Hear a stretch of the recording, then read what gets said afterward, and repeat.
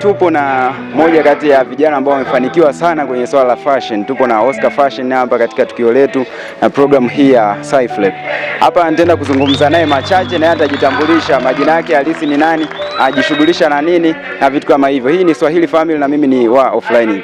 Bwana, kwa majina unaitwa nani? Bwana, mimi naitwa Oscar Kenneth Kaambwa. Lakini kwa majina ya biashara naitwa Oscar Fashion. Unajishughulisha nini hasa? Sisi ni wauzaji wa nguo na kitu chote ambacho kinamhusu mwanaume, especially kwenye mavazi. Bwana, umekuwa mmoja kati ya wadhamini na umekuwa mmoja kati ya influencers katika siku ya leo hii. Kitu gani ambacho kimekuinfluence zaidi kuja shule ya sekondari ya Ivumwe kuliko kubaki huko ulikokuwa? Umekuja kwa influence vijana hawa. Kitu gani ambacho kimekushawishi zaidi?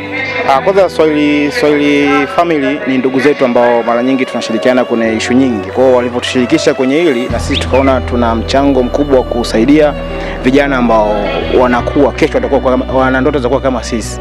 Kwa hiyo lazima tuje ili tuone namna gani ya wao kufanya kitu ambacho sisi tunaweza kukifanya au wao wanaweza pia wakakifanya kupitia sisi. Labda kuna kijana ambaye anatamani sasa hivi kuwa kama Oscar Fashion, anatamani kuwa na jina kama lako, anataka kufanya kitu unachofanya wewe. Ni jambo gani ambalo ungependa kumshauri kwamba anzie wapi, afanye nini, anapokutana kitu fulani afanyaje?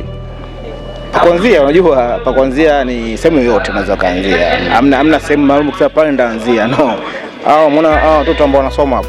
Wanaweza kawa wanasoma lakini wanafanya biashara. Mimi nimeanza kufanya biashara mavazi nikiwa nipo certificate. Unaelewa? Kwa nilianzia pale ambapo nilikuwepo. Unaelewa? Kwa hakuna sehemu ambayo nasema nikifika pale ndaanzia. Hapana, popote ulipo wewe anza na hakuna changamoto. Kitu chote kimeona watoto na watoto wadogo ambao wanasoma, sio? Lakini pia nao wana changamoto zao. Kwa kila kitu kwenye hii dunia kina changamoto.